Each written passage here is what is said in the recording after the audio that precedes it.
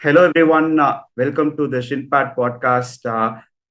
As usual, நான் பாலா இருக்கேன் and Vignesh நம்ம கூட இருக்காரு. We have been doing a few guest interviews recently and இந்த வாட்டி we are doing another guest interview. Uh, ஒரு ஸ்பெஷல் கெஸ்ட்டை நாங்கள் இன்வைட் பண்ணியிருக்கோம். டாடா அப்படின்னு சொல்லிட்டு இப்போ ரீசெண்டா வந்து தமிழ் சினிமால one of the biggest success stories in the last couple of years. அந்த படத்தை டைரக்ட் பண்ண மிஸ்டர் கணேஷ் கே பாபு தான் வந்து இந்த எபிசோடுக்கு நாங்கள் ஸ்பெஷல் கெஸ்டா வந்து இன்வைட் பண்ணியிருக்கோம். அவர்கிட்ட வந்து அவரோட ஜேர்னி அண்ட் இந்த படத்துல வந்து என்னென்னலாம் அவங்க பண்ணியிருக்காங்க அப்படின்னு சொல்லி we are going to discuss with them. So welcome Mr. Ganesh K. Babu to the Shinpad podcast. Okay okay hi hi சொல்லுங்க. நல்லா இருக்கேன், நீங்க நல்லா இருக்கீங்களா? யா நல்லா இருக்கும் பிரதர், நாங்களும் நல்லா இருக்கோம் and thank you for doing this. And yeah let us jump straight into action. First வந்து ஒரு ட்ரிவியலான கொஸ்டினோடய ஸ்டார்ட் பண்ணலாம் அப்படின்னு நான் நினைக்கிறேன். லைக் இந்த ஒரு சக்சஸ்க்கு அப்புறம் ஃபீலிங் எப்படி இருக்கு இந்த சக்சஸ்க்கு அப்புறம்? ஏன்னா ஒரு 3 to 4 months ஆயிடுச்சு, இப்போ எல்லாமே செட்டில் டவுன் ஆயிருக்கும் கண்டிப்பா. பட் நிறைய டெபியூ டைரக்டர்ஸ்க்கு இந்த மாதிரி ஒரு நல்ல லான்ச் பேட் கிடைக்கிறதே ரொம்ப கஷ்டமா இருக்கு. So looking back at this journey, கண்டிப்பா இது ஒரு 5 to 10 வருஷம் ஜேர்னியா தான் இருந்திருக்கும். ஸோ இந்த ஜேர்னியை நீங்க இப்ப எப்படி பாக்குறீங்க இந்த சக்சஸ்க்கு அப்புறமா? ஜேர்னி இது ப்ராசஸ் தான். அது நான் எல்லா இடத்துலயும் இதான் சொல்லிட்டு இருக்கேன். ஜேர்னின்றது எல்லாருக்கும், எல்லா ப்ரொஃபஷனுக்கும் ஒரு ப்ராசஸ் இருக்கு. ஸோ பிகம் டைரக்டர், அதுக்கு ஒரு ப்ராசஸ் இருக்கு. ஸோ எல்லாருக்கும் இருக்க கஷ்டங்கள், எல்லா ப்ராசஸ்லயும் இருக்க கஷ்டங்கள் எனக்கும் இருந்தது. அந்த டைம்ல அது கஷ்டமா தான் இருந்துச்சு. பட் வேற வழி இல்லை, நம்ம ரொம்ப ஒரு பர்சிவரன்ஸோட வெயிட் பண்ணும் போது இதுதான் பண்ணணும் அப்படின்றப்போ, ஸோ அந்த பண்ண தப்பா இருக்கட்டும், இல்லை வர கஷ்டங்களா இருக்கட்டும், அதுல நிறைய கத்துப்போம். ஸோ அப்படி ஒரு ஒரு விஷயமா கத்துக்கிட்டு ஆல்மோஸ்ட் ஒரு இருக்கு ஒரு 10 இயர்ஸ் மேல. ஆமா, நீங்க சொன்ன மாதிரி ஒரு 10 இயர்ஸ் மேல ஒரு ஸ்ட்ரகிள் இருக்கு. ஸோ ஓவர் கம் பண்ணி இங்க வந்து பார்க்கும்போது பிளாங்கா தான் எனக்கு எனக்கு என்ன சொல்றது தெரியல. அப்படியேதான் இருக்கு பிளான் பார்த்துட்டு. அதே அதே கண்டினியூஷனாவே இருக்கட்டும். இப்போ நீங்க ஒரு சீக்குள்ள நீங்க விழுந்துட்டீங்க. ஸோ அது பார்க்கும்போது எஸ்பெஷலி ஆஃப்டர் ஃபர்ஸ்ட் அது எப்படி இருக்கு? நியூபியா இருக்கும்போது ஒரு பயம் இருக்கும், ஒரு சம் சார்ட் ஆஃப் ஒரு ஹர்டில் இருக்கும். ஸோ அந்த கிரிட்டிசிசம் இருக்கும்போது how do you take them on board? இல்ல, எனக்கு ரொம்ப சிவியரா எதுவும் வரல. அங்கதான் இருந்துச்சு, பட் ரொம்ப சிவியரா எனக்கு இந்த படத்துக்கு வரல. அதுதான் நான் சொல்றேன். எனக்கு இன்னும் அந்த நீங்க சொன்னீங்களா அந்த ஓஷனுக்குள்ள இன்னும் உணவுல எனக்கு காலை மட்டும் விட்டுருக்கேன். வேற படங்களை தான் தெரியும் எனக்கு. தப்பிச்சுக்கிட்டேன் அப்படிதான் சொல்ல முடியும். இருந்துச்சு, பட் அதெல்லாம் நான் எடுத்து கலெக்டிவா வச்சிருக்கேன். அடுத்த படத்துல அது கரெக்டா பண்ணணும் அப்படின்றத வச்சிருக்கேன். இன்னும் நானுமே இந்த மெயின் ஸ்ட்ரீமா வரல. இன்னும் ஒரு படம் தான் பண்ணிருக்கேன். எனக்குமே பெருசா தெரியல என்ன கிரிட்டிசிசம்ஸ் வருது. அது அதுக்கு என்ன ஆன்சர் சொல்ல முடியும்? அடுத்த படத்துல அதை கரெக்டா பண்றதுதான். ஸோ இப்போ நம்ம டாடாக்கு வருவோமே. டாடால வந்து நாங்கள் வந்து சில இன்டர்வியூஸ்ல அது இல்லாமல் நாங்கள் நீங்க சொல்லி கேட்டிருப்போம், like it's loosely based on some events that you seen in real life அப்படின்னு சொல்லிட்டு. ஸோ இந்த ஒரு பர்டிகுலர் ரைட் ஆப்வியஸா நீங்க ஒரு டெபு மூவி பண்றீங்க அப்படிங்கிறப்போ யூட் ஹேட் லைக் ஒரு 2 or 3 ஐடியாஸ் கண்டிப்பா கையில வச்சிருந்திருப்பீங்க. ஆனா இந்த ஒரு பர்டிகுலர் ஐடியா தான் வந்து நம்ம ப்ரொசீட் பண்ணணும் அப்படிங்கிறது எந்த டைம்ல லைக் இந்த ஐடியா நல்லா இருக்கும் அப்படின்னு நீங்க கேஷ் இன் பண்ணீங்க? அண்ட் ப்ராபப்ளி அந்த ஒரு லைட் பல்ப் மூமெண்ட் ஒரு ஸ்பார்க் வந்து இந்த ஐடியாவை நம்ம ஒரு ஃபுல் லென்த் ஃபீச்சரா நம்ம டெவலப் பண்ணலாம் அப்படின்னு உங்களுக்கு எந்த டைம்ல தோணுச்சு? And also like why this title Dada? யூஸ்வலா லைக் மேபி அப்பாங்கிறது கொஞ்சம் கிளிஷேடா இருந்ததுனால லைக் டாடாவா இல்ல? இது அதுதான் எனக்கு ஐடியாவை நிறைய நிறைய ஜானர் பேஸ்ல வச்சிருப்போம். ஃபர்ஸ்ட் ஃபிலிம்க்கு பாத்தீங்கன்னா ஒரு ஜானர் பேஸ்ல வச்சிருப்போம். இன்னொன்னு வந்து கரெக்டா ப்ரொடக்ஷனுக்கு எது கரெக்டா இருக்கும் அப்படின்னு சொல்லிட்டு, பிகாஸ் நம்ம பெரிய பட்ஜெட்ல போய் பிச் பண்ண முடியாது எங்கேயுமே. ஸோ ஒரு ஒரு ஒரு மேக்ஸிமம் ஒரு 3 crores வச்சுக்கோங்களேன். இன்னைக்கு ஒரு ஃபர்ஸ்ட் ஃபிலிம் மேக்கருக்கு 3 crores ஒரு ஐடியல் பட்ஜெட். ஸோ அதுக்குள்ள என்ன கதைகள்லாம் பண்ண முடியும்னு ஒன்று இருக்கு. அந்த மாதிரி ஒரு 3 கதை வச்சிருந்தேன். ஸோ எப்பயுமே அந்த லைட் பல்ப் மூமெண்ட் வந்து நமக்கு அப்படி வராது. அது ஒரு ஒரு இடத்துல பிச் பண்ணும் போது இப்போ நம்ம 3 கதையுமே சொல்லுவோம், நிறைய ஃப்ரெண்ட்ஸ் கிட்ட டிஸ்கஸ் பண்ணுவோம், நிறைய பேர்கிட்ட. ஸோ அப்போ எது பயங்கரமா ரிசீவ் பண்ணிக்கிறாங்கன்னு பார்ப்போம். ஸோ இந்த டாடாவோட லைன் வந்து எல்லாருக்குமே அனானமஸா பிடிச்சிருந்துச்சு. ஸோ மற்ற கதைகள்ல கூட அங்கங்க அப்படி இப்படின்னு ஏதாவது சொல்லிட்டு இருந்தாங்க. டாடா வந்து இது ரொம்ப நல்லா இருக்குன்னு சொல்லிட்டு பாசிட்டிவாவே எல்லாருமே சொல்லப்போ, ஸோ ஓகே இதுதான் கரெக்டான ஃபிலிமா இருக்கும். ஏன்னா ஒரு வெரைட்டி ஆஃப் ஆடியன்ஸ் நம்ம ஃப்ரெண்ட்ஸ் இருப்பாங்க, எல்லாருக்குமே அவங்களுக்கு ஒரு ஒரு புரிதல் இருக்குல்ல சினிமாவை பத்தி. இப்படி நான் படம் இந்த மாதிரி படங்கள் தான் பார்ப்பேன், இந்த மாதிரி படங்கள் பார்ப்பேன் அப்படின்ற மாதிரி. ஸோ எல்லாருமே சாட்டிஸ்ஃபை பண்ணக்கூடிய ஒரு லைனா இருந்துச்சு. ஸோ இது பிச் பண்ணா கரெக்டா இருக்கும்ன்ற மாதிரி போய் பிச் பண்ணா அது இதுவாயிடுச்சு. கண்டிப்பா like idea and spark is one thing. But நீங்க வந்து ஒரு டிரான்சிஷன் ஃபேஸ் இருக்கும்ல, ஷார்ட் மூவிஸ்ல இருந்து ஃபியூச்சர்ல இருந்து மூவிஸ் இருக்கும். ஸோ அதோட ப்ராசஸ் வந்து இன்னும் கஷ்டமா இருக்கலாம், கம்ப்ளீட்லி டிஃப்ரெண்டா இருக்கலாம் what you have thought. So அந்த ஜர்னி எப்படி இருந்துச்சு, transition from short movies to feature length movies, and எவ்வளோ லைக் லாங் டைம் ப்ராசஸ் எப்படி உங்களுக்கு ஃபைனல் வெர்ஷன் எப்படி உங்களுக்கு அமைச்சிச்சு? இல்ல அதுதான் ஷார்ட். நான் வந்து எனக்கு பாத்தீங்கன்னா நான் லாயோல விஸ்காம் பண்ணேன். விஸ்காம் முடிச்சுட்டு அதுக்கப்புறம் ஃபிலிம் இன்ஸ்டியூட்ல போயிட்டு திருப்பி படிச்சேன். ஒரு டிஎஃப்டின்னு சொல்லுவாங்கல்ல, எங்க நம்ம சென்னை தரமணி ஃபிலிம் இன்ஸ்டியூட்ல டிஎஃப்டி படிச்சுட்டு அங்க ஃபிலிம் இன்ஸ்டியூட்ல எங்களுக்கு எப்படி இருக்கும் அப்படின்னா, எங்களுக்கு நிறைய ப்ராக்டிக்கல் எக்ஸசைஸ். ஷார்ட் ஃபிலிமா பண்ண மாட்டோம், நிறைய மிசான்னு சொல்லுவாங்க, ஒரு சீன் கன்ஸ்ட்ரக்ட் பண்றது எப்படின்றது நிறைய பண்ணிக்கிட்டே இருப்போம். ஒரு 10 மினிட்ஸ்க்கு ஒரு ஷார்ட் ஃபிலிமோ ஒரு இதுவோ பண்றதை விட 10 மினிட்ஸ்க்கு ஒரு சீன் நம்ம பண்ணா எப்படி இருக்கும் அப்படின்னு சொல்லி அது நான் வெளியில வந்து கூட ஷார்ட் ஃபிலிமா பண்ணல, எல்லாமே சீன் தான் பண்ணேன். இப்போ என்னோட ஒரு ஸ்கிரிப்ட்ல இருந்து ஒரு சீன் வந்து ஷூட் பண்ணி பார்ப்பேன். அதுக்கு டெக்னிக்கலா நம்ம சில இன்புட்ஸ்லாம் கொடுப்போம், மியூசிக் கொடுப்போம், சவுண்ட் எஃபெக்ட்ஸ் கொடுப்போம். இந்த மாதிரி நான் வந்து எக்ஸ்ப்ளோர் பண்ணிட்டே இருக்கேன். ஸோ ஐடியா என்னன்னா, பேசிக்கா இப்போ நம்ம ஒரு 10 நிமிஷம் ஆடியன்ஸை கண்டெயின் பண்ண முடியுது அப்படின்னா காம்பிலேஷன் ஆஃப் சீன்ஸ் தான் நான் சொல்லுவேன். ஸோ அது இன்னும் கொஞ்சம் எனக்கு ஈஸியா ஹெல்ப் பண்ணும். தினமும் ஒரு சீன் பண்ண போறோம், தினமும் போயிட்டு ஒரு ஷார்ட் ஃபிலிம் பண்ண போறோம்ன்ற ஐடியா, ஒரு 30 நாளைக்கு அதை பண்ண போறோம் அப்படின்றது தான் எனக்கு இருந்துச்சு. ஸோ அந்த ஐடியால தான் இருந்தேன். நம்ம ஒரு பெரிய பட்ஜெட்ல ஷார்ட் ஃபிலிம் பண்ண போறோம் அப்படின்ட்டு தான் நம்ம கிளம்பி போறோம். ஸோ அப்படிதான் டேடா ஹேப்பன் ஆச்சு. ஸோ அந்த டிரான்ஸ்ஃபர்மேஷன் எனக்கு பெருசா வித்தியாசமா இல்லை. ஸோ நான் இந்த ஐடியால இருந்தேன். நான் என்னோட டீம் கிட்ட கூட சொல்லிருந்தேன், தினம் ஒரு ஷார்ட் ஃபிலிம் 35 நாளைக்கு பண்ண போறோம் அப்படின்னு நினைச்சிட்டு போய் பண்ணுவோம். ஸோ அது இன்னும் ஈஸியா இருக்கும் நமக்கு. பிகாஸ் 35 நாள் அஸ் ஹோலா பாக்குறத அன்னைக்கு ஒரு நாள் நம்ம கான்சென்ட்ரேட் பண்ணி ஒர்க் பண்ண அப்படின்னா அவுட்புட் இன்னும் கொஞ்சம் நல்லா இருக்கும். அது எனக்கு இன்ஸ்டியூட்ல இருந்ததுனால எனக்கு கொஞ்சம் ஈஸியா இருந்துச்சு. இதோட ஒரு சின்ன அடிஷனா ஒரு கொஸ்டின் என்னன்னா, இப்போ சில பேர் நிறைய டைரக்டர்ஸ் சொல்லுவாங்க என்னன்னா, அவங்க வந்து ஒரு first 1 hour of the film உடனே ரைட்டிங் ப்ராசஸ்ல உடனே அவங்க எழுதிட்டோம், பட் இந்த செகண்ட் ஆக்ட் பாதி வரைக்கும் போயிட்டோம், எங்களால அந்த ரிமைனிங் ஒரு 1 hour ஒரு 45 minutes வந்து எண்டிங் ஒரு மாதிரி வேகா ஐடியா இருக்கு, பட் அதை அந்த கடத்த முடியல, அந்த ஒரு 45 minutes 1 hour எங்களால் எழுத முடியலன்னு சொல்லிட்டு சம்டைம்ஸ் சில பேர் வச்சுட்டு போயிட்டு ரொம்ப நாளைக்கு அப்புறம் அந்த ஸ்கிரிப்ட் கிட்ட திரும்பி வருவாங்க. அந்த மாதிரி எல்லாம் நடக்கும். இப்போ உங்களுக்கு நீங்க ஃபர்ஸ்ட் டிராஃப்ட் ஒன்று எழுதிருப்பீங்க, கண்டிப்பா ஃபுல்லாவே எழுதிருப்பீங்க, but to get the final version of data ready, அதாவது ஸ்டார்ட்ல இருந்து எண்ட் வரைக்கும் பெர்ஃபெக்டா ஒரு நல்ல பவுண்ட் ஸ்கிரிப்டா வந்து ரெடி பண்றதுக்கு உங்களுக்கு எவ்வளவு டைம் ஆச்சு? ஏன்னா நிறைய பேர்கிட்ட நீங்க கண்டிப்பா ஒப்பீனியன் கேட்டிருப்பீங்க. என்னன்னா இந்த டாடாவோட ஐடியா வந்து எனக்கு 2013 அந்த ஐடியா. ஓகே. ஸோ இந்த ஃபர்ஸ்ட் ஆஃப் பாத்தீங்கன்னா எனக்கு 2013 பிகாஸ் என் ஃப்ரெண்டுக்கு நடந்த ஒரு கதை, ரொம்ப க்ளோஸா அவங்க கூட நான் இருந்திருக்கேன். ஃப்ரெண்டோட ஒய்ஃப் அவங்கள வந்து என் கூடவே இருந்து நான் பக்கத்திலே இருந்து அவங்களோட ஃபேமிலியோடயே இருந்திருந்தேன். ஸோ அவங்களுக்கு மாரலா சப்போர்ட் பண்றது, இந்த மாதிரி விஷயங்கள்லாம் பண்ணிட்டு இருந்தேன். ஸோ அவங்களுடைய அந்த ஸ்ட்ரகிளை நான் ரொம்ப பக்கத்துல இருந்து பார்த்தேன். ஸோ இதுதான் என்னோட ஃபர்ஸ்ட் ஹாஃபா இருந்துச்சு. செகண்ட் ஹாஃப் வந்து நான் கன்ஸ்ட்ரக்ட் பண்றேன். ஸோ அது ஒரு ஒரு சினிமாவா நம்ம பண்ணணும்னா இன்ட்ரெஸ்டிங்கா சில விஷயங்கள் பண்ணணும், அது ஒரு கமர்ஷியல் மீட்டருக்குள்ள கொண்டு வரதுக்கு செகண்ட் ஹாஃப்ல கன்ஸ்ட்ரக்ட் பண்றேன். ஸோ இந்த ஐடியா பாத்தீங்கன்னா இந்த லைன் எனக்கு 2013 இருந்து இருக்கு. எனக்கு 2019 இதோட ஃபர்ஸ்ட் 2018 நினைக்கிறேன் 2018 இதோட ஃபர்ஸ்ட் டிராஃப்ட் எழுதுறேன். ஸோ ஏறக்குறைய பாத்தீங்கன்னா ஒரு 5 வருஷத்துக்கு மேல இந்த கதையில டிராவல் ஆகிறதுனால எனக்கு 5 நாள் தான் ஆச்சு எனக்கு ஃபர்ஸ்ட் டிராஃப்ட் எடுக்கிறதுக்கு. 5 daysலயே நான் இதோட ஸ்கிரீன் பிளே முடிச்சிட்டேன். ஸோ அதுக்கப்புறம் நம்ம ஷூட் போற வரைக்கும் நம்மளுக்கு அந்த ப்ராசஸ் நடந்துட்டே இருக்கும். எனக்கு டாடாவை பொறுத்த வரைக்கும் 5 days தான் ஆச்சு எழுதுறதுக்கு. அது ஏன் அப்படின்னா எனக்கு அந்த ஸ்கிரிப்ட்ல ஒரு கிளாரிட்டி, பிகாஸ் அந்த 2013 நான் நிறைய பேருக்கு அந்த ஐடியா டிஸ்கஸ் பண்ணிட்டே இருக்கேன், நிறைய பேருக்கு நரேட் பண்ணிட்டே இருக்கேன். ஸோ அப்படின்னு இருக்கிறப்போ நான் நரேட்லாம் பண்ணி முடிச்சுட்டு தான் போயிட்டு எழுதவே ஆரம்பிச்சேன்.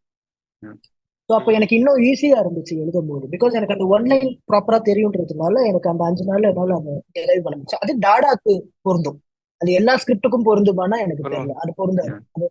ஒவ்வொரு ஸ்கிரிப்டுக்கும் ஒவ்வொரு தன்மை இருக்கும். ஸோ அது அடுத்தடுத்து வர ஸ்கிரிப்ட் பண்ணும்போது தான் நம்மளுக்கு தெரியும். ஸோ இந்த படத்துக்கு எனக்கு 5 நாள் தான் ஆச்சு.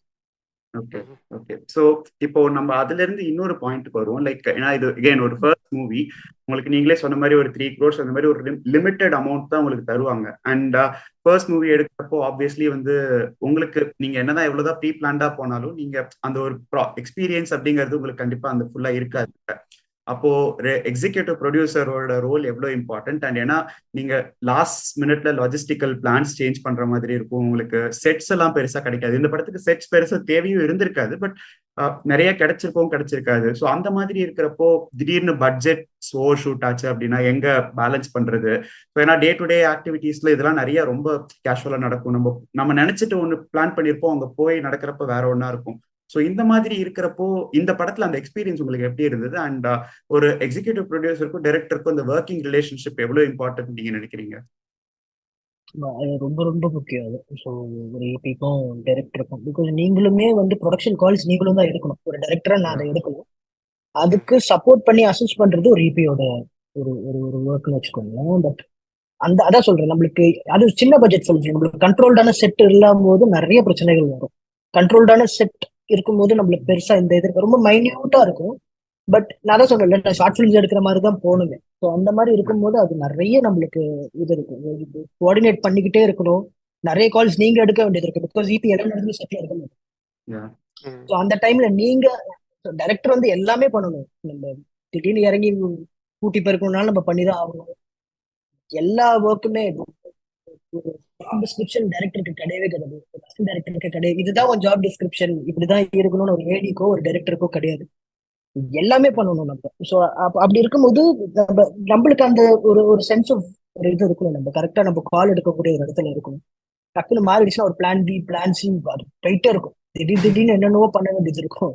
ஸோ நம்மளுக்கு அதுதான் ஸ்கிரிப்ட்ல ஒரு கிளாரிட்டி இருக்கு அப்படின்னா ஐ திங்க் அது ஈஸியா நீங்க கொஞ்சம் மேனேஜ் பண்ணலாம்னு நினைக்கிறேன்.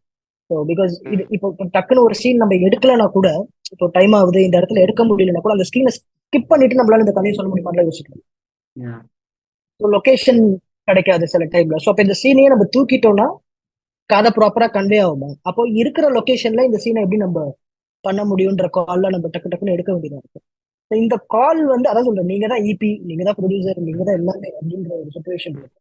இபி வந்து நம்மளுக்கு ப்ரொடியூசருக்கும், பிகாஸ் அவருக்கு பிசினஸாவுமே ஒரு ஐடியா இருக்கும், கிரியேட்டிவ் ஐடியாவும் இருக்கும் இபிக்கு.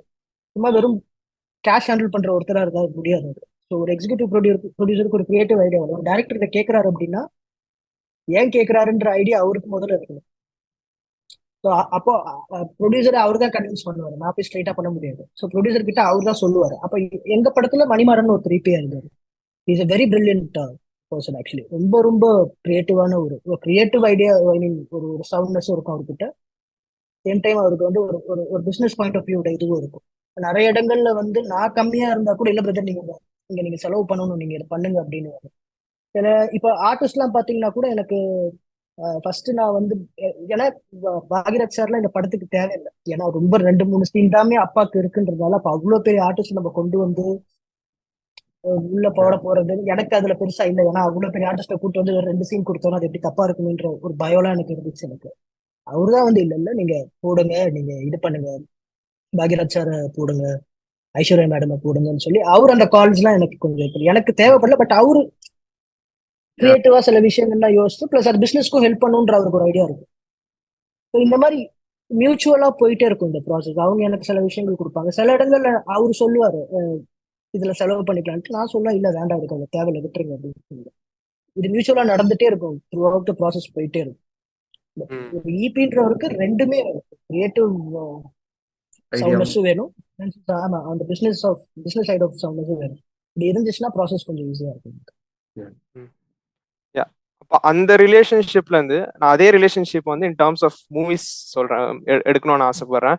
குட் ரிலேஷன்ஷிப் டிராமாஸ் பத்தி, திஸ் ஜானர் பத்தி இப்போ பர்டிகுலரா இப்போ நம்ம சினிமால பாத்தீங்கன்னா ரொம்ப ஒரு ஸ்கேர்சிட்டி இந்த மாதிரி தெரியுது. லைக் டக்குன்னு நிறைய லிஸ்ட் ஆஃப் படம் லாஸ்ட் ஒரு 5 இயர்ஸ்ல சொல்ல முடியுமே தெரியல. இப்போ சீதாராமம் வந்து ஒரு குட் ரிலேஷன்ஷிப் டிராமா வந்துச்சு. இப்போ மலையாளத்துல வந்து பாச்சுவும் அற்புத விளக்கும் நிறைய எல்லாரும் பேசிட்டு இருக்காங்க.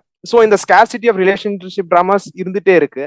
அண்ட் உங்களுக்கு ஃபேவரட்டான ஏதாவது ரிலேஷன்ஷிப் டிராமாஸ் இருக்கு? And do you want to continue make more on relationship dramas particular? ஏன்னா நாட் ஜஸ்ட் ரொமான்ஸ் மட்டும் சொல்லல, அந்த ரிலேஷன்ஷிப் ஃபார் எக்ஸாம்பிள் இந்த படத்துலயுமே வந்து மணியும் அமித்தோட ரிலேஷன்ஷிப்பே வந்து பியூட்டிஃபுல்லா இருந்துச்சு.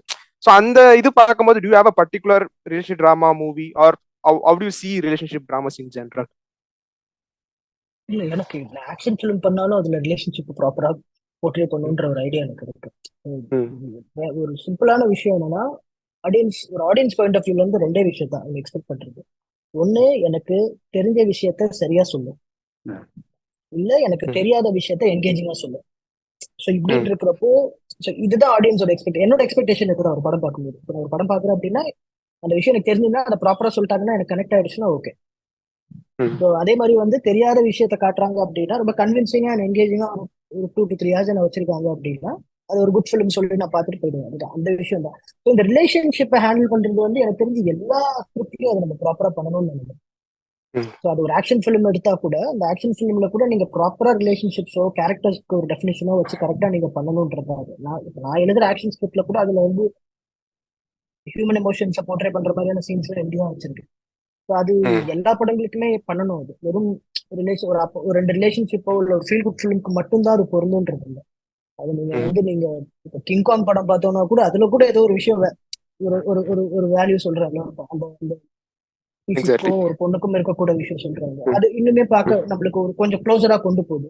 ஸோ ஹியூமன் வேல்யூஸை நம்ம எப்பயுமே கொஞ்சம் ப்ராப்பரா நம்ம ஹைலைட் பண்ணி காமிச்சோம் அப்படின்னா அது ஆடியன்ஸ்க்கு இன்னும் கொஞ்சம் பக்கத்தில் போக அவங்களால ரிலேட் பண்ணிக்க முடியும் சப்கான்ஷியஸ். ஸோ அது ஃபீல் குட் ஃபிலிம்ஸ்க்கு மட்டும் இல்ல எல்லா ஃபிலிம்க்குமே போகுது. அப்படின்னா எனக்கு அதான் சொல்லுங்க. இல்ல அதான் ஏன்னா இப்போ நீங்க சொன்ன மாதிரியே ஒரு ஆக்ஷன் மூவில கூட அந்த ஹியூமன் எமோஷன்ஸ் வேணும் அப்படிங்கிறீங்க. பட் ரீசென்ட்ல நம்ம பாக்குறோம் அப்படின்னா ஆக்ஷன் மூவிஸ்ல வந்து அந்த emotions relegated to sidelines largely. அவங்க மெயினா வந்து என்னவே action one set piece after another set piece after another set piece அப்படின்னு தான் போறாங்க. ஸோ அதனாலதான் இந்த கொஸ்டின் மெயினா நாங்க அங்க கேட்கணும் அப்படின்னு நினைச்சது. இல்ல அதுதான் இப்போ ஜான் விக்ல பாத்தீங்கன்னா அவ்வளவு பெரிய பிரச்சனை காரணம் நாயக் கொண்டுட்டான். அதுதான் பெரிய பிரச்சனைக்கு காரணமே அந்த நாயக் கொண்டுட்டான்ற ஒரு விஷயத்துல தான் ஆரம்பிக்கும். அங்கே அந்த அந்த பர்சனுக்கும் அந்த ஒரு ஒரு ஒரு நாய்க்குமான ஒரு ரிலேஷன்ஷிப் அதை விட அப்போ எந்த எக்ஸ்டென்ட்டுக்கு போறான் ஒருத்தன் அப்படின்ற ஒரு மேட்டர் இருக்குல்ல. அது அந்த கொன்னவனோட அப்பா வேற சொல்லுவோம் it's not just any dog it's John Wick's dog. அப்போ அந்த லெவலுக்கு அவங்க அந்த விஷயத்த ஹைலைட் பண்றாங்க. ஸோ ஐ திங்க் எல்லா படத்துலயும் அது வேணும்னு நினைக்கிறேன்.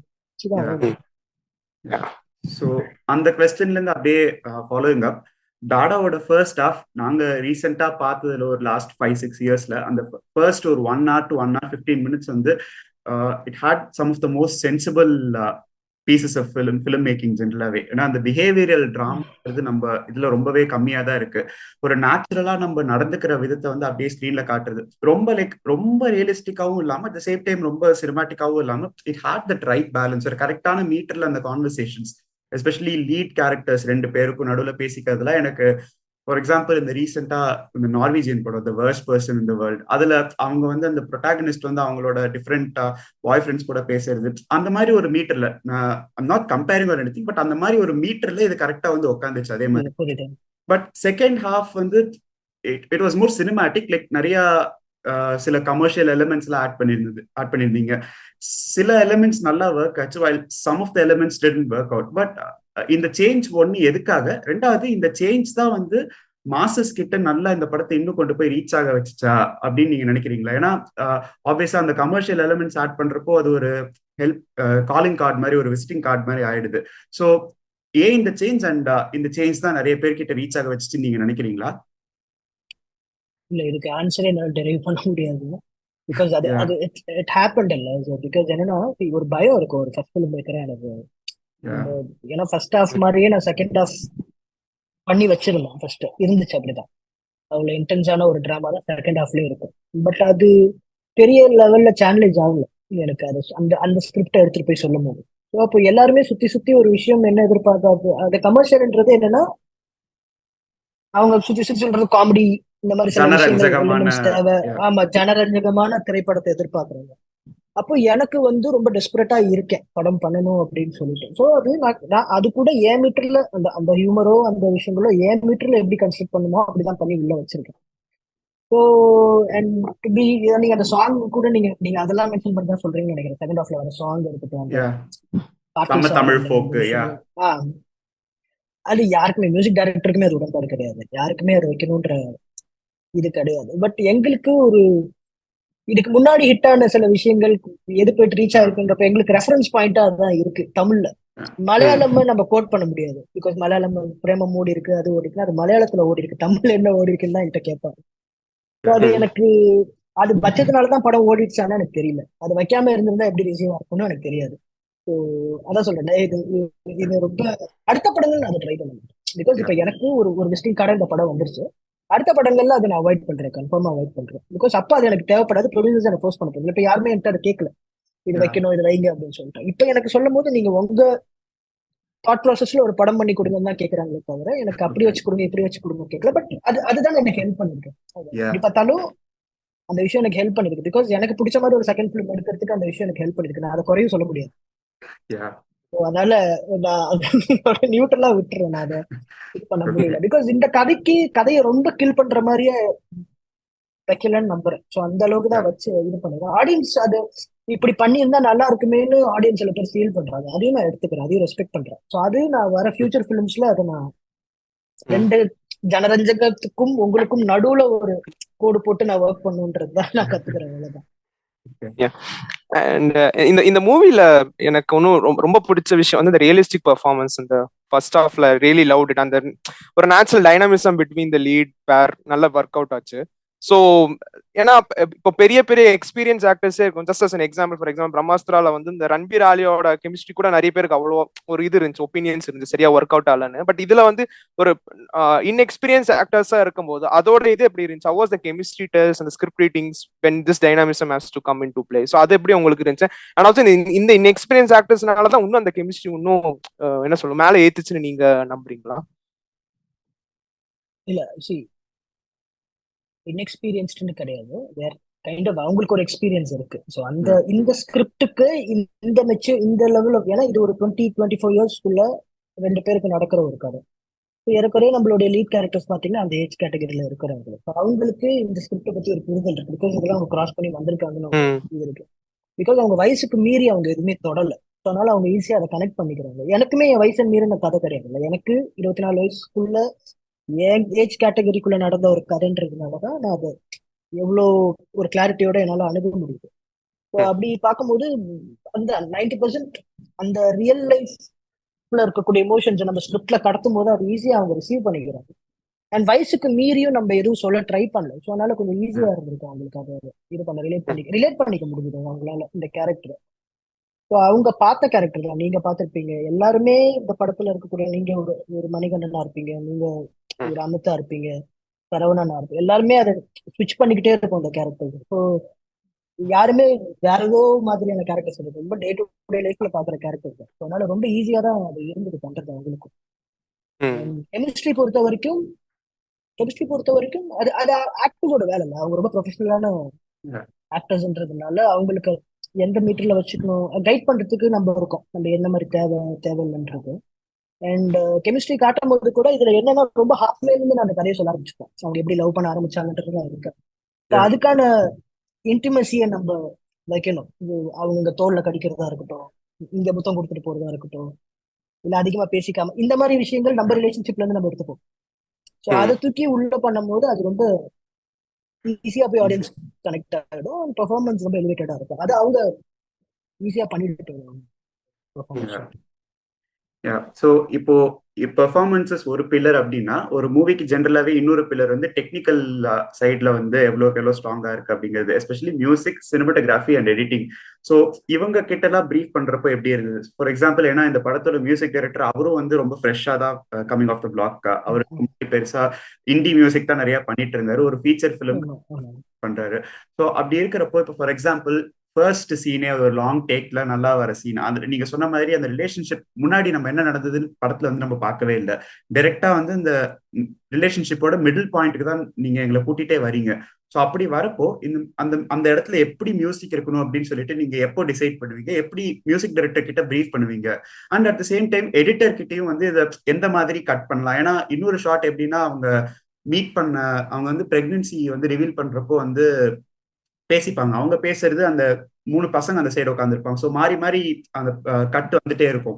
ஸோ எப்படி நீங்க அதெல்லாம் எப்படி இந்த கால்ஸ் எல்லாம் எடுக்கிறீங்க? And how do you brief these scenes and these ideas to your music director and editor and even cinematographer for that matter? எடிட்டரும் சினிமாட்டோகிராஃபரும் என் ஃப்ரெண்ட்ஸ். ஓகே. சினிமாட்டோகிராஃபர் என்னோட பேட்ச்மேட் இன்ஸ்டியூட்ல. எடிட்டர் வந்து நான் ஒர்க் பண்ண படத்துல அந்த ஒரு அசோசியேட்டா ஒர்க் பண்ணிட்டு இருந்தாரு. ஸோ அப்படி எனக்கு பழக்கம். பேசிக்கா நானுமே ஒரு எடிட்டர் தான். நான் இன்ஸ்டியூட்ல எடிட்டிங் தான் படித்தேன். ஸோ எனக்கு பேசிக்கா எழுதும் போதே ஒரு எடிட் பேட்டர்ல தான் எழுதுவேன். ஷூட் பண்ணும் போது எனக்கு ஒரு எங்க கரெக்டா கட் பஞ்ச் பண்ணணுமோ அங்க எனக்கு கரெக்டா கட் சொல்லிடுவேன். ஸோ அதுக்கு மேல நீங்க நடிக்காம எனக்கு பிரச்சனை இல்லை. எனக்கு கிடைச்சது வந்துருச்சுன்னா நான் கட் சொல்லிட்டு போயிடுவேன். ஸோ பிகாஸ் அப்படிதான் ஷூட் பண்ணோம். அது எப்படி ஹெல்ப் பண்ணுவோம்னா, நம்மளுக்கு ஷூட் பண்ணும்போது வேஸ்டா எதுவுமே போகாது. இந்த எடிட்டிங் ஐடியா இருந்துச்சு அப்படின்னா, எடிட்டர் எனக்கு ஏறக்குறைய வந்து கதை எந்த மாதிரியான பெர்ஸ்பெக்டிவ்ல சொல்லலாம்னு சொல்லுவாங்க. நான் சொல்லும் போது நான் பேசிக்கா எனக்கு இருக்க ஐடியாஸ் எல்லாத்தையும் ஸ்கிரிப்ட்ல போட்டுருவேன். அந்த ஸ்கிரிப்டை கையில பவுண்டர் ஃபர்ஸ்ட் எப்பயுமே கையில கொடுத்துருவேன். டிஸ்கஷன் அதெல்லாம் நடக்காது. நான் எப்பயுமே ஸ்கிரிப்ட் தனியா ரைட்டிங் பார்ட் நான் தனியா பண்ணி முடிச்சுட்டு அதுக்கப்புறம் டீம் கிட்ட கொடுத்துருவேன். படிச்சுட்டு நீங்க வாங்க நம்ம பேசலாம் அப்படின்றது தான். ஸோ எல்லாருமே பவுண்டை ஃபர்ஸ்ட் படிச்சு என்னோட ஐடியாவை கன்சீவ் பண்ணிப்பாங்க. அப்புறம் அவங்க கிட்ட கேட்பேன். மியூச்சுவலா அந்த இது நடக்கும், நம்மளுக்கு கான்வர்சேஷன் நடக்கும். அவங்க என்ன புரிஞ்சிருக்காங்க இல்ல அவங்க கிட்ட என்ன இருக்கு அப்படின்ற விஷயத்தெல்லாம் மியூச்சுவலா நாங்க மாத்திப்போம். இப்படி இப்படி இப்படி இப்படின்ற மாதிரி போயிடும். இப்போ சினிமாட்டோகிராஃபியும் எடிட்டிங்கும் அப்படிதான் நடந்துச்சு. சினிமாட்டோகிராஃபருக்கு ஏறக்குறைய என்னோட டேஸ்ட் என்னன்றது தெரியும். பிகாஸ் ரொம்ப வருஷமா நாங்க ஒன்னா டிராவல் பண்ணிட்டு இருக்கோன்றதுனால அவருக்கு எனக்கு எது வேணும் எது வேணான்றதுன்னு அவரே அதை ஃபில்டர் பண்ணி இது பண்ணிடுவாங்க. ஸோ எனக்கான கால்ஸ்லாம் அவன் எடுத்துருவான், அவனுக்கான கால்ஸ் நான் எடுத்துருவேன். அந்த மாதிரி இருக்கும். எனக்கு ஒரு லொகேஷனுக்கு போனா தெரியும் இது எனக்கு பிடிக்குமா பிடிக்காதான்னு எனக்கு தெரிஞ்சிடும். ஸோ எல்லாம் ஃபில்டர் பண்ணி தான் நான் அவனுக்கான விஷயம் நான் ஃபில்டர் பண்ணி வச்சுருவேன், எனக்கான விஷயம் நான் ஃபில்டர் பண்ணி வச்சிருவேன். அது ரொம்ப மியூச்சுவலா அழகா நடந்துட்டு இருக்கும். எடிட்டிங்குமே அப்படிதான். எடிட்டிங் அப்படின்னா அவன் எனக்கு ரொம்ப புதுசா சில விஷயங்கள்லாம் சொல்லிட்டு இருப்பான். இது இப்படி பண்ணலாம் அப்படி பண்ணலாம், எனக்கு ரெஃபரன்ஸ் எடுத்து கொடுப்பான், இப்படி பண்ணலாம் இந்த மாதிரி விஷயங்கள். அது ஒரு பக்கம். மியூசிக்கை பொறுத்த வரைக்கும் எனக்கு மியூசிக்ல ஐடியா கிடையாது. எனக்கு ஏன்னா என்னுடைய இதுக்கு முன்னாடி நான் எடுத்த ஷார்ட் ஃபிலிம்ஸ் எல்லாம் பாத்தீங்கன்னா அதுல மியூசிக்கே இருக்காது. வெறும் சவுண்ட் எஃபெக்ட்ஸ் தான் வச்சு பண்ணிடுவேன். மியூசிக் டைரக்டர்னு ஒரு டிபார்ட்மெண்ட்டே இருக்காது. வெறும் சவுண்டை வச்சு எப்படி கண்டெயின் பண்ணலாம் ஒரு 10 minutes அப்படின்ற மாதிரி. பிகாஸ் எனக்கு என்னன்னா மியூசிக் வந்து அகெயின் மியூசிக் போடும்போது அது ஒரு மாதிரி ஆர்டிஃபிஷியல் ஆயிடும்ன்றது ஒரு தாட் இருக்கு எனக்கு. ஸோ அது கரெக்டா ஒரு சில இடங்கள்ல மட்டுமே யூஸ் பண்ணக்கூடாது. அந்த போர்ஷன் மியூசிக்காக மட்டுமே நம்ம கன்ஸ்ட்ரக்ட் பண்ணணும். அது சீன் வந்து நீங்க ப்ராப்பரா சீன் வந்து உங்களை கிக் பண்ணணும் மியூசிக். ஸோ நீங்க அது ஒரு ப்ராசஸ். மியூசிக் வைக்கணும், மியூசிக்கான ஸ்பேஸா விஷுவலா நம்ம ஒன்று கிரியேட் பண்ணணுன்றது ஒன்று இருக்கு. எனக்கு மியூசிக்ல பெரிய ஐடியா கிடையாது. ஆமா, ஷூட் பண்ணப்போ நம்ம ஏன்னா எனக்கு என்னன்னா மியூசிக் டைரக்டருக்கு நான் ஃபர்ஸ்ட் சொன்னது உங்களுக்கு என்ன தோணுதோ அதை பண்ணுங்க. இதுதான் நான் அவர்கிட்ட சொன்னேன். உங்களுக்கு என்ன விஷுவல்ஸை பார்த்தோன்னா என்ன ஹிட் ஆகுதோ ஃபர்ஸ்ட் டைம் அதை ப்ராப்பரா ட்ரஸ்ட் பண்ணி போயிடுவோம். அண்ட் எனக்கு இந்த மாதிரி ரொம்ப வெஸ்டர்னா இருக்கணும் அப்படின்றது மட்டும்தான் நான் அவர்கிட்ட. எனக்கு சில கிரைட்டீரியாஸ் எல்லாம் இருந்துச்சு. இந்த மாதிரி இருக்கணும், என்னோட சவுண்ட்ஸ் இப்படி இருக்கணும், இன்ஸ்ட்ருமெண்ட்ஸ் இந்த மாதிரி இன்ஸ்ட்ருமெண்ட்ஸ் யூஸ் பண்ணணும்னு மட்டும்தான் அவர்கிட்ட சொன்னேன். மற்றபடி உங்களுக்கு என்ன தோணுதோ அதை பண்ணுங்க. பிகாஸ் உங்களை தான் திட்ட போறாங்க மியூசிக் நல்லா இல்லைன்னா. ஸோ அந்த கான்சியஸ்னஸோட ஒர்க் பண்ணுங்க அப்படின்னு தான் நான் சொன்னேன். ஸோ யாருக்கிட்டையும் போயிட்டு நம்மளுக்கு மியூசிக் தெரியாது, போயிட்டு அவர்கிட்ட இப்படி போட அப்படி போட நம்ம சொல்லவும் முடியாது. அது மியூசிக்கோட பார்க்கும்போது எனக்குமே அந்த ப்ராசஸ் ரொம்ப பிடிக்கும். நம்ம ஒன்று எடுத்துட்டு வந்திருக்கோம், மியூசிக் போட்டு ஒன்று வச்சுட்டு நம்ம போய் ஃப்ரெஷ்ஷாக பார்க்கும்போது ரொம்ப எக்ஸைட்டிங்கா இருக்கும். ஸோ நம்ம என்ன பண்ணுவோம்னா ரெஃபரன்ஸ் வச்சு ட்ராக்ஸ் வச்சு அனுப்பிச்சிடுவோம் அவருக்கு. ஸோ ரெஃபரன்ஸ் ட்ராக்ஸ் வச்சு இந்த மாதிரி இருக்கணும், இந்த மூட்ல இருக்கணும் அப்படின்ற மாதிரி அனுப்பிச்சிடுவோம். ஸோ அந்த மாதிரி தான் நடந்துச்சு. கம்ப்ளீட்டா ஜென்னோட ஐடியா தான். ஜென் எப்படி பண்ணலாம் அப்படின்ற மாதிரி அங்கங்க சில ஒர்க்கிங் ப்ராசஸ் நடந்துட்டு இருக்கு. இது வேண்டாம், இதை எப்படி தூக்கிடலாம், இப்படி பண்ணிக்கலாம் அப்படின்றது மட்டும் நடந்துச்சு. மற்றபடி ஜென்னோட விஷயம் தான் அது கம்ப்ளீட்டா. And yeah, last couple of questions. So இதுல வந்து லைக் மூவினாலே லாட் ஆஃப் பெர்செப்ஷன்ஸ் கண்டிப்பா இருக்கும். லைக் இப்போ நானும் பாலா டிஸ்கஸ் பண்ணும்போது Bala what you felt was like it was a drama about two imperfect people, they try to handle themselves well இருந்துச்சு. எனக்கு எப்படி என்னோட பெர்செப்ஷன் எப்படி இருந்துச்சுன்னா, அட்லீஸ்ட் கடைசியில வந்து மணி வந்து கொஞ்சம் ஒரு சாரி கேட்டிருக்கலாமோ அந்த மாதிரி ஒரு தாட் இருந்தது, ஒரு பெர்செப்ஷன் இருந்துச்சு. ஸோ இந்த மாதிரி மல்டிபிள் பீப்புள் வந்து மல்டிபிள் ஒப்பீனியன்ஸ் கண்டிப்பா வச்சிருப்பாங்க, குட் ஆர் பேட் இருக்கும்போது. So do you think this perception is the real success of the movie? Like கண்டிப்பா மூவி பத்தி கேர் பண்ணாதானே ஒப்பீனியன்ஸ் வைக்க முடியும். ஸோ இந்த பெர்செப்ஷன்ஸ் எல்லாம் உங்களுக்கு எப்படி நீங்க எடுத்துக்கிறீங்க this as a journey as a whole? இல்ல அதுதான் அது. இப்ப நீங்க சொன்னீங்க அந்த சாரி கேட்டிருக்கணும்ன்றது கண்டிப்பா கேட்டிருக்கும், சாரி கேட்டிருக்கணும். அது ரொம்ப கேரக்டரா ட்ரீட் பண்ணும்போது ரொம்ப லைவா போகும்போது சில விஷயங்களை நம்ம விட்டுருவோம்.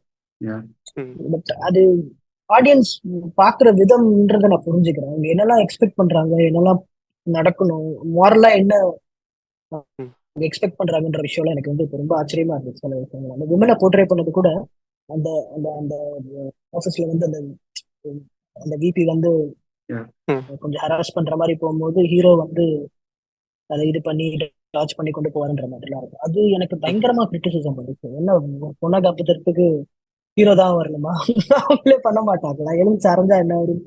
ஏன் டீம்ல ஒர்க் பண்ற ஒரு பொண்ணு அசிஸ்டன்ட் டைரக்டரே சொல்லிச்சாரு, ஏன்னா படம் ரிலீஸ் ஆனதுக்கு அப்புறம் சொல்லுது அது என்கிட்ட வந்து, நானா இருந்தா நானே எடுத்து அரைஞ்சிருப்பேன் அப்படின்றது.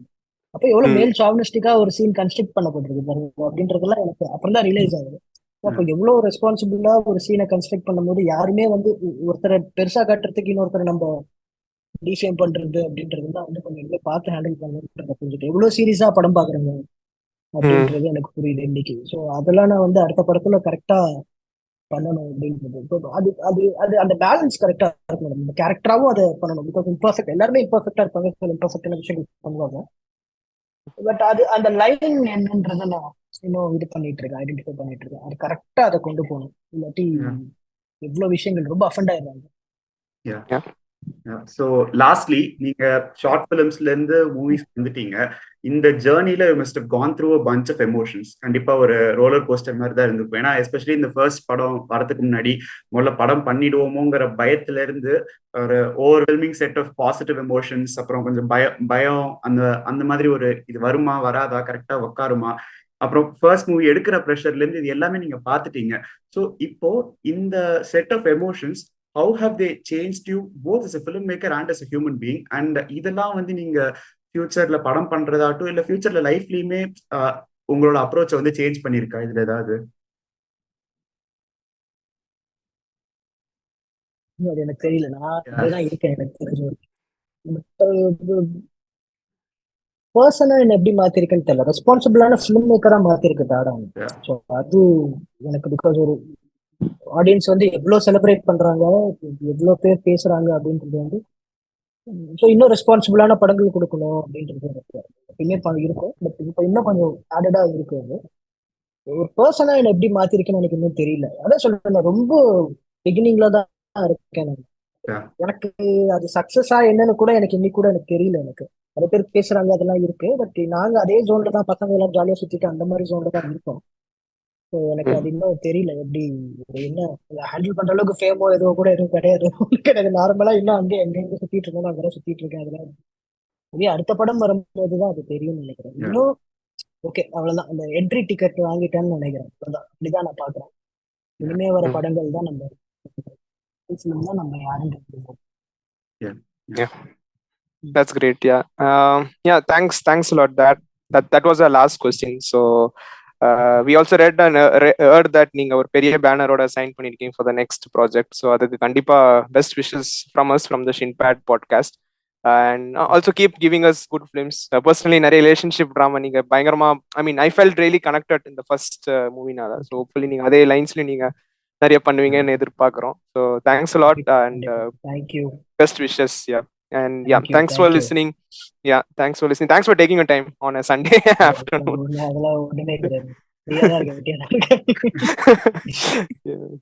Thanks Mr. Ganesh. This is Vignesh and Bala signing off from the Shinpad podcast. Thank you.